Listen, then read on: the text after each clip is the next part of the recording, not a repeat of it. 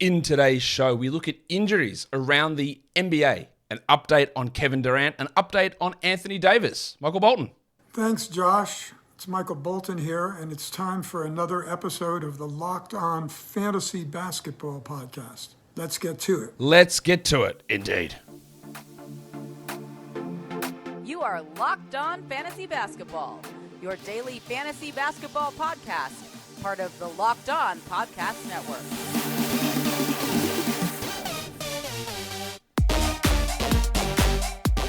Hello and welcome to the Locked On Fantasy Basketball Podcast, brought to you by Basketball Monster. My name is Josh Lloyd, and I am the lead fantasy analyst at basketballmonster.com. And you can find me on Twitter, as always, at redrock_bball, on TikTok at redrock_bball, and on Instagram at Locked On Fantasy Basketball. Today's episode is brought to you by PrizePicks. First-time users can receive a 100% instant deposit match up to $100 with the promo code Locked On. That's PrizePicks.com. The promo code is Locked On.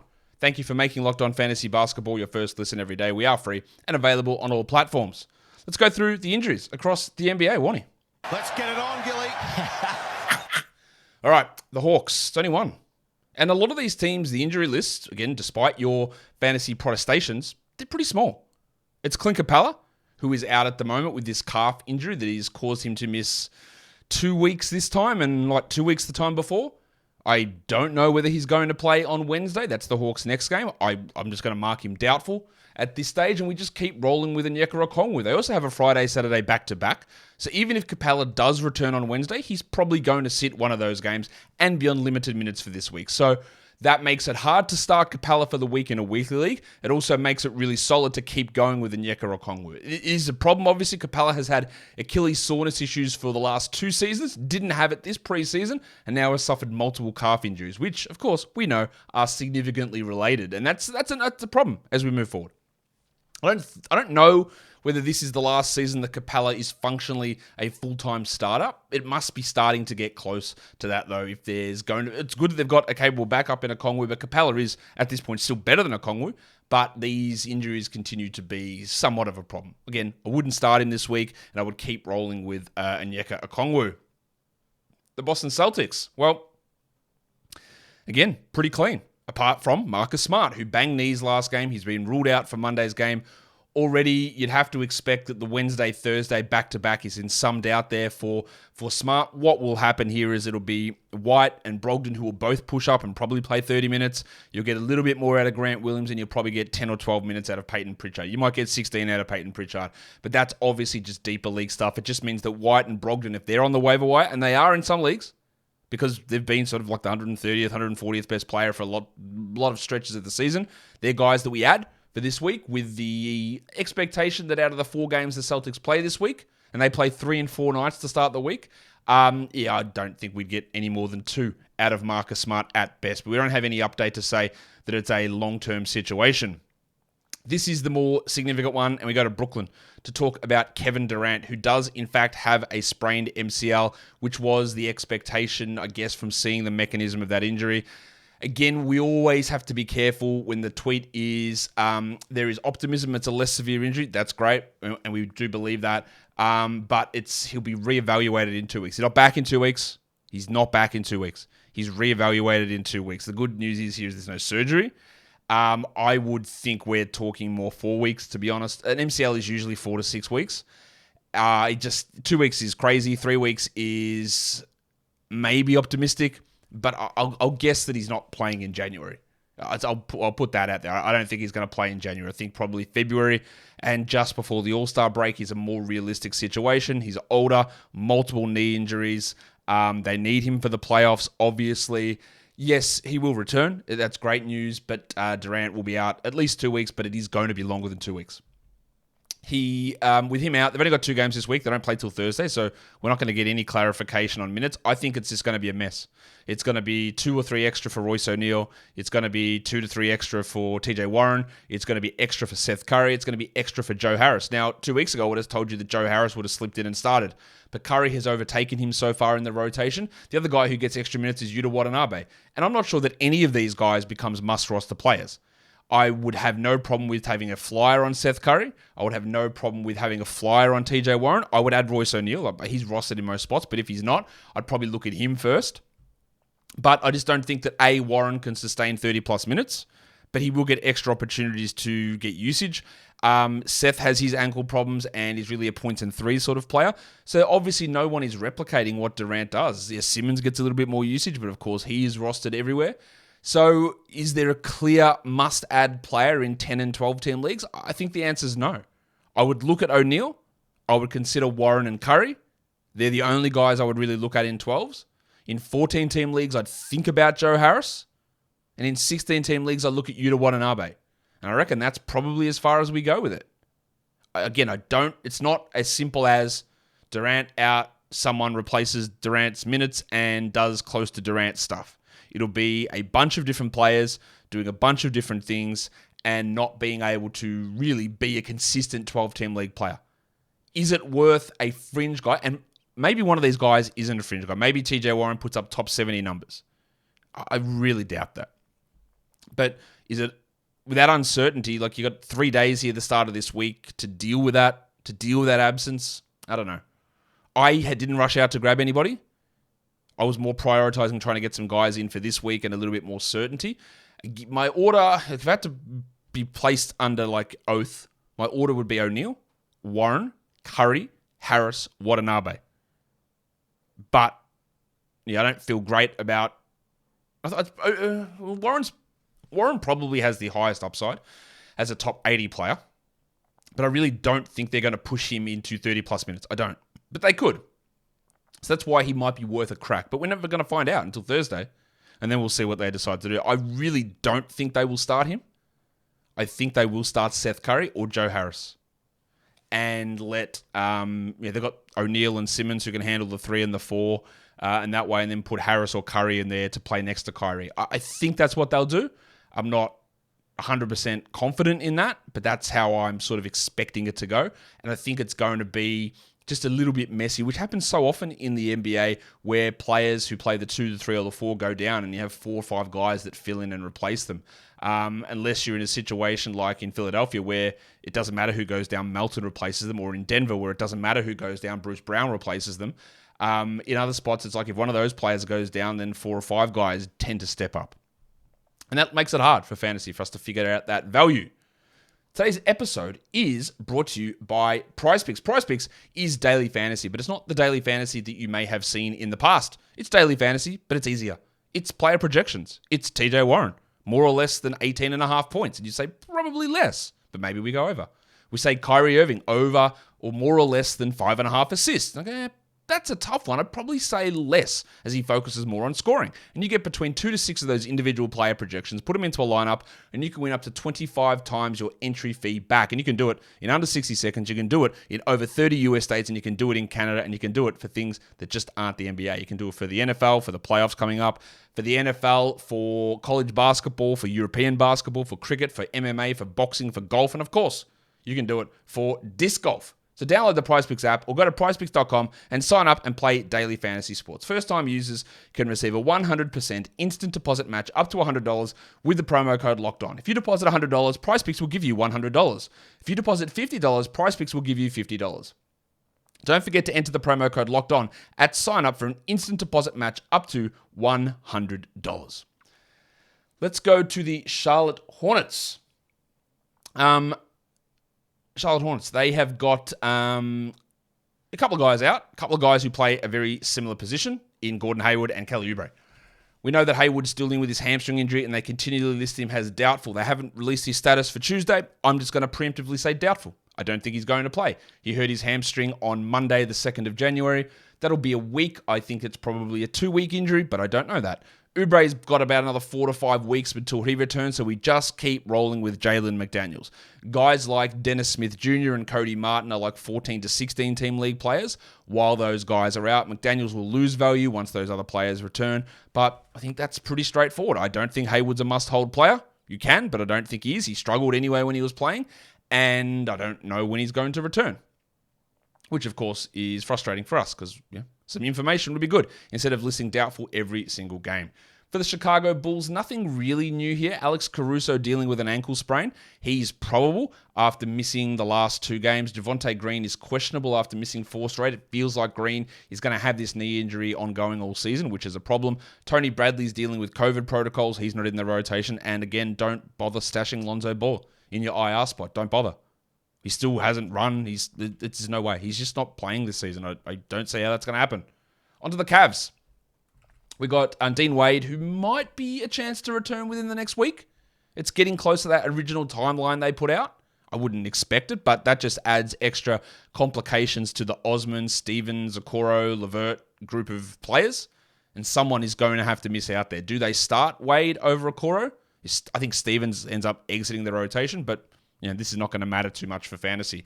Ravishing Rick Rubio, they were targeting a return on the 16th. No, I don't think he's an ad.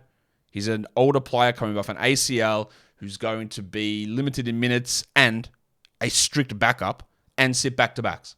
There'll be some streaming value, sure, at some point, but no, we don't need to add him and go with him. Well, Dylan Windler, is he ever going to play a game this season? I don't know, with that ankle problem that has bothered him all year. On the Mavericks, just after I started recording this show, they did announce that Luka Doncic, despite he sat the back-to-back and we thought, he's resting, but they've listed him questionable for Tuesday with this ankle problem. We know he's had ankle problems in the past. That's a little bit concerning. I don't have him on my list there, but Luka Doncic is dealing with that ankle problem still. Oh, stunning. Yeah. I'd say Dorian Finney-Smith will miss this week. They've got 4 games this week, including a weekend back-to-back. I don't think we see Finney-Smith there. What that means, of course, is Dwight Powell and Reggie Bullock are the guys that get the boost in minutes there. Josh Green is out on Tuesday. Whether he plays or not, I don't know. That will impact someone like Jaden Hardy and Frank Ntilikina, who obviously aren't 12 or probably even 14 team league guys, not the Greenies either, while Maxi Kleber's regular season is basically done. On to Denver. Not a lot happening here. Jeff Green dealing with that finger issue, still weeks away. Peyton Watson with the adductors out and Colin Gillespie's out, but those guys don't play a part in the rotation. With Green out, we're getting someone like Vlatko Cancar, who's a deeper league player. He's playing double-digit minutes every game for the last 7 games in a row and had some really good performances. And then occasionally it's Zeke Naji in there, although they're playing Naji more as a center, but it seems to be Cancar who's getting the bulk of those minutes. And that does, again, for deeper leagues, render him useful, at least until Jeff Green returns. In Detroit, we've got Jalen Duren. He missed last game with that ankle problem. No, there's no indication that it's anything serious. They don't play until Tuesday, so we don't have an update on that. With him out, they put Isaiah Stewart at center. They start Sadiq Bey. He does nothing.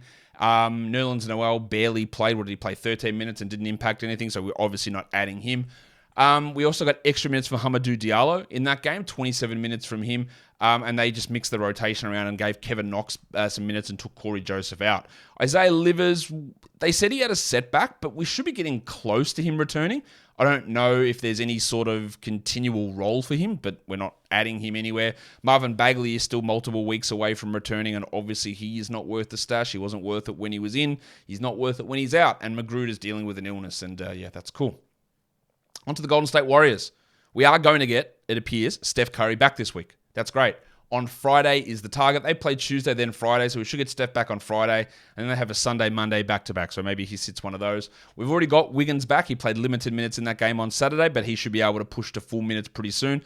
The questionable one here is Klay Thompson, who was a weird late scratch on Saturday with the knee soreness. We don't know whether that's an ongoing thing. I mean, it probably is somewhat ongoing, but whether he sits Sunday or Tuesday or not, I'm not sure. And then I don't expect Kuminga or JaMychal Green or James Wiseman to play this week. Kuminga did get out of a walking boot. I wouldn't think that he rushes back this week, and those other guys, again, not expecting them to return. They could, but I'm not expecting them to return. So with all them still out, you get that extra little boost for Anthony Lamb. You get an extra boost for someone like Pat Baldwin to get some minutes, who's been playing decently well. But of course, with Wiggins back, that might impact him. We also saw Andre Iguodala return for the first time on the weekend and play 12 minutes. If Clay is out, then Lamb Lamb gets that real significant boost into more minutes, and even Jerome becomes at least somewhat streamable. But this is not any sort of long-term solution. You could have literally every one of those 5 players play on Friday, and Clay might play Tuesday, but we're not sure about that. As for DiVincenzo, the guy that was replacing Steph, we've still got a good game. for him on Saturday, even with Wiggins back, but that was because Clay was out. I think if we see Clay play on Tuesday, DiVincenzo is probably a drop, but his time is clearly coming to an end.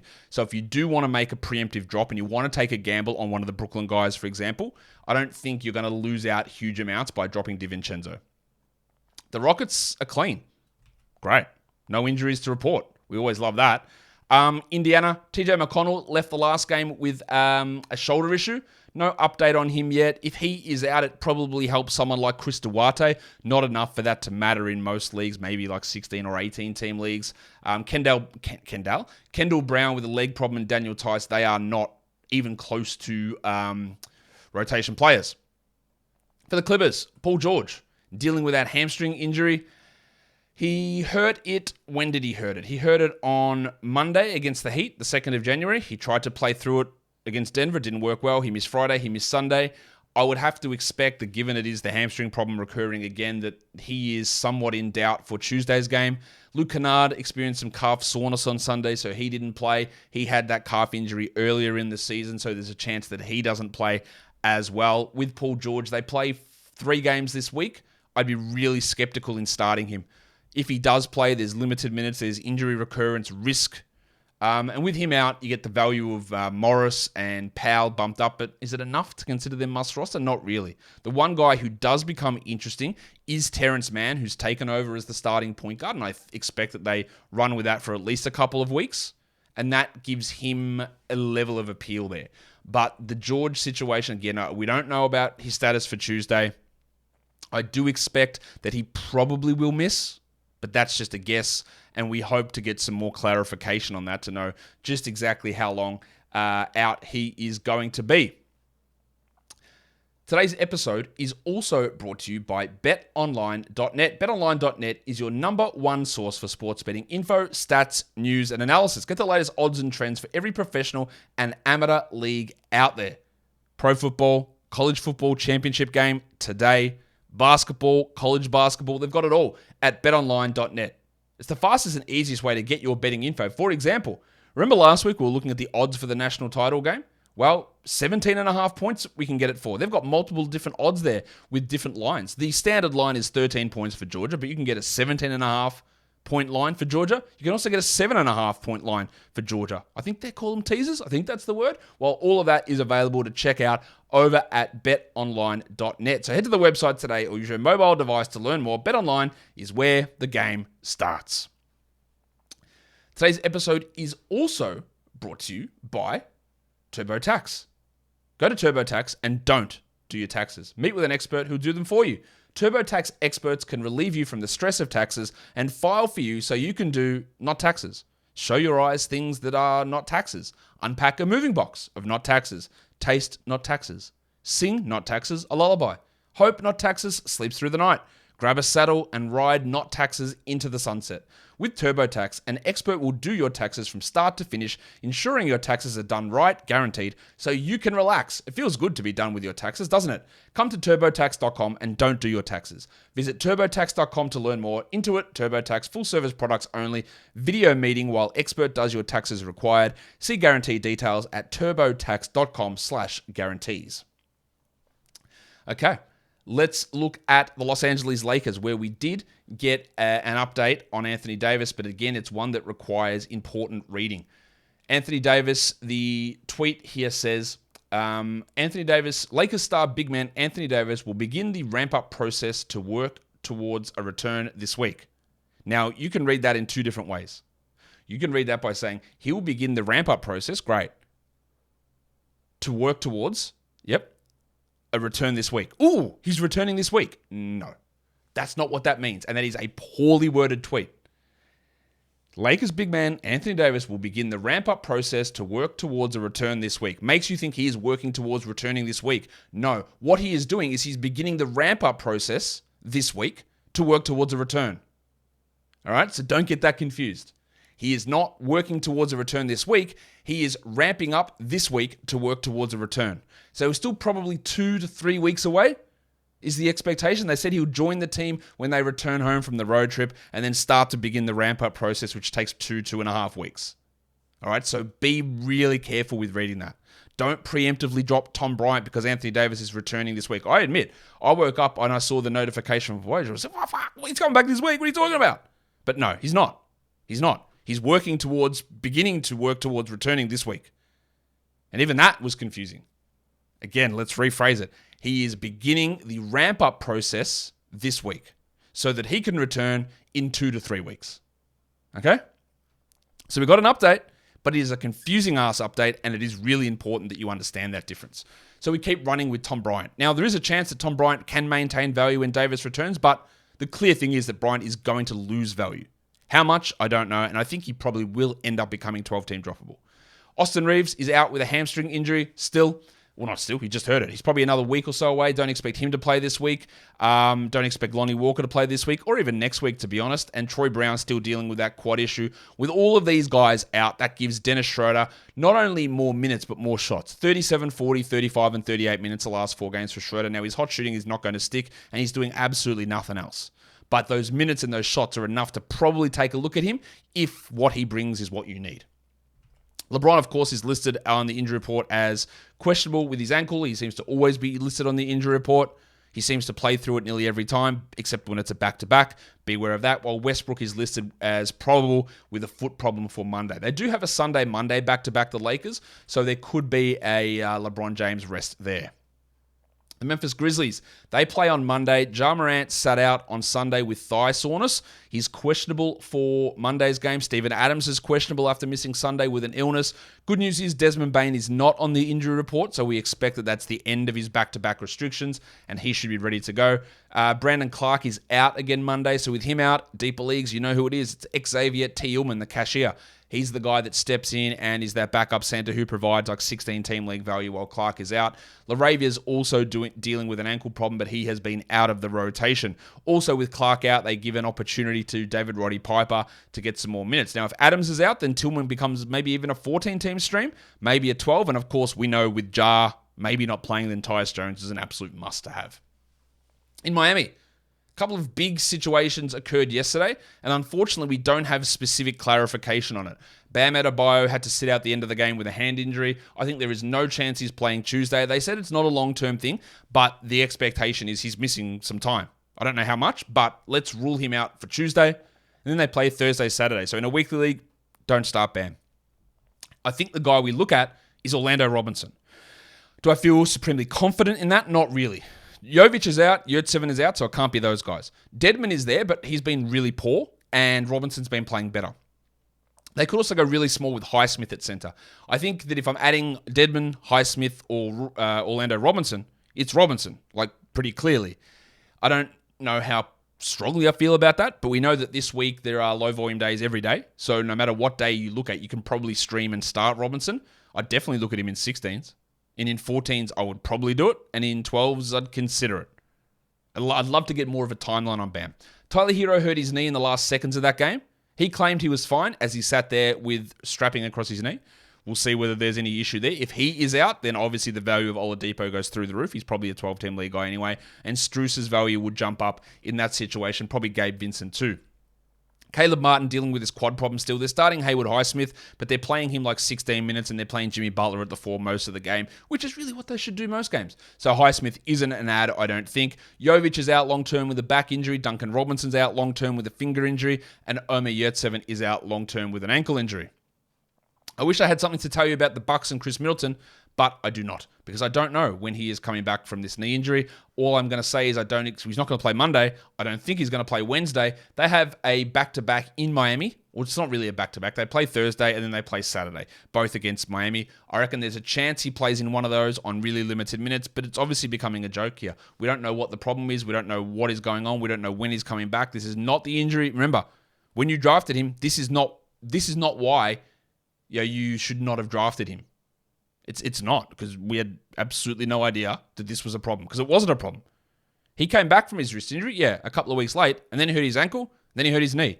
Absolutely nothing to do with wrist surgery. So we have to really be careful not to conflate, I'm not drafting him because I'm not drafting a guy who had wrist surgery because look what happened to Middleton. It's very different now. You can say you won't draft Middleton again. You're lying, you will. But this is not like to say what a shocking pick to draft him in the draft, guy, because You couldn't have known this. Like saying it was a terrible pick for me to have drafted Towns or to have drafted Curry or to have drafted Durant now or to have drafted anybody that got hurt. You can't predict this stuff, as we know. I don't know when he's coming back. And with him out, it's just Connaughton and Carter and Ingles and Beauchamp and Matthews and Hill and Allen and no one who makes any value at all in 12-team leagues. Now, they do play 3 games in 4 nights, so the value of streaming an Allen or maybe even a Carter is boosted just because of games value early in the week, but that's it. Serge Ibaka's dealing with personal stuff. He's not in the rotation. Minnesota. Karl Anthony Towns, we haven't really had a great update or a concrete update on him recently. I'm still expecting we're probably 3 weeks away. I don't think he's coming back in January. It seems like we're still a fair way away. And remember, the initial time frame, it's always at least, and then you always want to put a little bit extra onto that. So I don't think he's coming back in January. What we have seen is that last game, Naz Reid's role was really limited. Was that his back? Or was that the fact that both Anderson and Prince were healthy? I lean a little bit more towards the latter there, and making it hard to have Reid as a must-hold player. But Anderson's obviously must-roster. And then we've got Jordan McLaughlin, who they've just keep ruling out game by game. Calf. I don't know. How long's he out for? I just don't expect him to play this week. That does help guys like Austin Rivers stay in the rotation. Not that Austin Rivers is impacting fantasy anywhere. Another mystery injury is in New Orleans with Brandon Ingram. We just don't know. We don't know what's happening with his toe injury. We don't know when he... Oh, by the way, update. LeBron not playing Monday with the ankle injury. That's a worry. That is a worry. That just got updated for Monday's game. That's a worry. They play only 2 more games this week. Thursday, Sunday. I don't think I would start LeBron. All right, there you go. There's an update on that. Brandon Ingram. Cool. Hasn't played since November. Toe injury, no time frame. I don't expect... He's not playing Monday. They play Wednesday, Friday. Maybe Friday return. Got no idea. No idea. They won't tell us shit, and it's frustrating.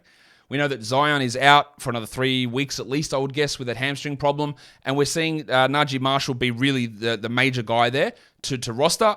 But I do think his value does drop significantly when Ingram returns, so he's not a 12-team league player. Trey Murphy, he's starting, but his numbers are well down. He's looking more like a 3 streamer at this stage. I think he still can have value, but I'm not as bullish on absolutely must have him because everything has dropped consistently over the last 4, 5, 6 weeks. And no rebounds, no steals, no assists. The shooting's still great. It's still 40+% from 3, but he's just not doing anything else, even though the role is relatively secure. Larry Nance is likely to play after sitting on Saturday while McCollum returns. Nance's role, again, I worry about how much he plays without Zion because part of the reason he plays so much is because of Zion. And then without Zion, they need Valanciunas' playmaking, or not playmaking, is shot creation and scoring, meaning there's fewer minutes for Nance. So while I think Nance is a really good fantasy player, without Zion, his value is decreased, in my opinion, not increased. And that, I know, is contrary to what some people think, and that's fine. We all can have different opinions. On to the Knicks. Rowan Barrett is still doubtful with that finger injury. Without him, we just keep rolling with Quickly. He probably has a chance to return on Wednesday, Barrett. And then we'd hold Quickly for that one game and see what happens.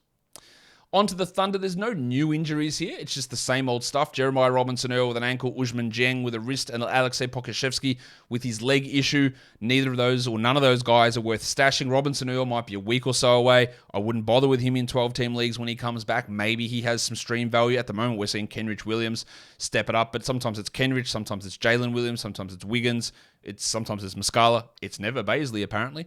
So don't need to get overly excited about those injuries. At one point, Orlando had the longest injury list in the league, and now it's relatively empty. We've got Bol, who's still out with COVID. He's going to miss Monday's game. Maybe he returns Tuesday on the back-to-back. Not necessarily, though. But I don't think that he's a 12-team league player anymore. I don't think that he will automatically slot back into the starting lineup. I think there are just too many guys they'll start ahead of him. One is Gary Harris and one is Jalen Suggs. So I don't think that Bol will slide back into the starting lineup. I think he'll be a 20-minute-a-night player, and that's not going to be useful enough, I don't believe. Chuma Okeke is still probably a few weeks away with his knee injury. I'm not even sure he's going to have a rotation spot, to be honest, given the other players there. And then John Isaac, who knows? Who knows? We get an update, and then nothing happens, and then he doesn't return, and we are still years away from him returning. Who knows? Who knows? I know I wouldn't be bothered holding him in 12-team leagues. I just wouldn't. I know what he used to do. I know what his numbers were in 2019. But I also know that he's going to be limited. There are other players ahead of him, and I still don't know when he's coming back. So I'm just am not bothering. Philadelphia. Embiid dealing with a foot foot issue. They're not concerned about it, they say.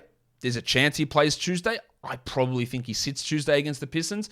Maybe he's back Thursday against the Thunder. In the time that he's out, you look at Montrezl Harrell. I think Harrell's game and Reed's game last game were influenced by the fact that both Embiid and Tucker were out. Harrell's still the guy that I'd lean with to stream. I wouldn't drop D'Anthony Melton yet. Yeah, we can look at a little bit of time when this team's fully healthy before we make that decision. I wouldn't drop him yet. PJ Tucker, obviously, nobody's rostering him. Here's a team with actually significant injuries, and that's why they're losing every game they play. That's the Phoenix Suns. We don't have an update on Chris Paul, who missed Sunday's game with that hip problem. They play the Warriors on Tuesday, then the Nuggets on Wednesday. You'd have to expect that he's probably going to miss one of those ones. Last game, it was Dwayne Washington playing 25 minutes and Damian Lee playing 26 minutes and Dario Saric playing 26 minutes. Washington really went crazy. He took 1 million shots and scored well. It doesn't do a huge amount else, whereas Lee can be a three-point shooter. I still would prefer Shamet over Washington. I just think Shamet's role is more secure for a longer period of time. Washington can be a stream, and that's about it. But even then, I don't feel great about it. DeAndre Ayton hurt his ankle at the end of the game on Sunday. He claims he's fine, but again, I don't believe players at all. If he is out, I think they'll start Biyombo, even though Biyombo was a DNP last game. And then Landale would be a streamer for deeper formats. Booker is still weeks away from the groin injury. We're probably looking start of February for him to return, so that keeps Shamet having some value there. Cam Johnson, maybe a week away. Not a bad stash, I think. Campaign 2 weeks away. No point having him, that foot injury. He's a while away. And Jay Crowder's still just sucking his ass off and not going to play. And I don't know when he's going to play. And at this point, I don't even care. For the Blazers, Gary Trent Jr. returned, sprained his ankle, and hasn't returned since. He missed 3 games in a row with that sprained ankle. He's not a 12-team league player. I don't think he's going to be a 12-team league player. I think he'll be a guy that you add when you're looking for steals specifically, but there's just not enough of a role. Probably a week or so away from Justice Winslow returning, and maybe a week to a week and a half from Nasir Little with that hip fracture. But when those guys return, you see guys like Jabari Walker and maybe Shaedon Sharpe move out of the rotation, but they're not going to have impact. Winslow had impact early this season. I just don't think they're going to be able to have that impact this season, or this part of the season. The Kings are empty. Great. No injuries there. We love that. The Spurs, no, we've talked at length about Devin Vassell last week. They have ruled Keldon Johnson out again on Monday. He hurt his hamstring Friday. He missed Saturday. Again, I'm going to go rule of thumb on a hamstring, and I'll rule him out for the week. There's no reason for them to push him through. He's got a hamstring problem. No reason. Rule him out for a week. I don't know why they don't just do that. So he is out, and I don't expect him to play this week. So what that means, of course, is more minutes for Keita Bates-Diop, more opportunities for Josh Richardson, more opportunities for Romeo Langford, more opportunities for Malachi Branham. Now, Richardson's also appeared on the injury report as questionable, so that's sick. While Jakob Poeltl is going to return, who missed the game on the weekend from Achilles. I still don't think there's any real long-term massive winner from Vassell's injury. It's going to be up and down between Richardson and Langford. But Sohan hasn't seen an injury. Actually, Trey Jones is the winner, but he's already rostered. Sohan is fine to hold in 12s. I'm not massively in on that. I'd add Richardson over Langford, but I don't feel supremely confident in that. And I think the Richardson one's probably only useful while Keldon is out. And when Keldon plays, Richardson goes back to being a streaming player.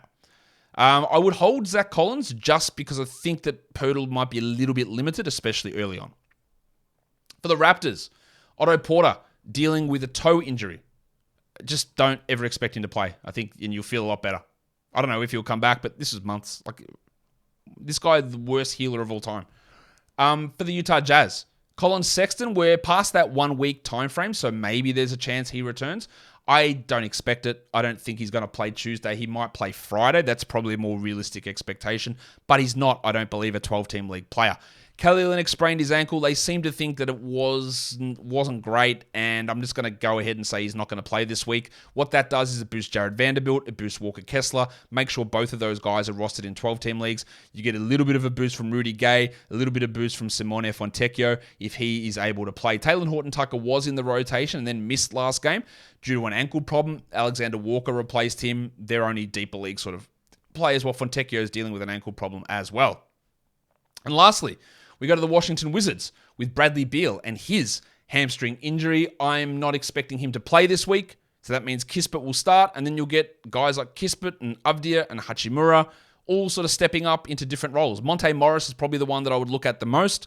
Avdia in the past has been really good, but now that he's coming off the bench behind Gafford, it becomes a little bit harder for him to maintain that value. But I would still look Morris, Avdia, Hachimura in that order, and I wouldn't be massively into Rui unless it's a points league, not in category leagues. And that will do it. I didn't even mention Johnny Davis because he's that irrelevant. I just mentioned him now, so maybe he's not that irrelevant. Guys, follow this podcast, Apple Podcasts, Google Podcasts, Stitcher, Spotify, and on the Odyssey app. And if you are here on YouTube, thumb it up and leave your comments down below. Guys, we are done here. Thank you so much for listening, everyone. See ya.